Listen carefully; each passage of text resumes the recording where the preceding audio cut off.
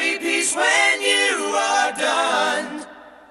Lay your weary head to rest. Don't you cry.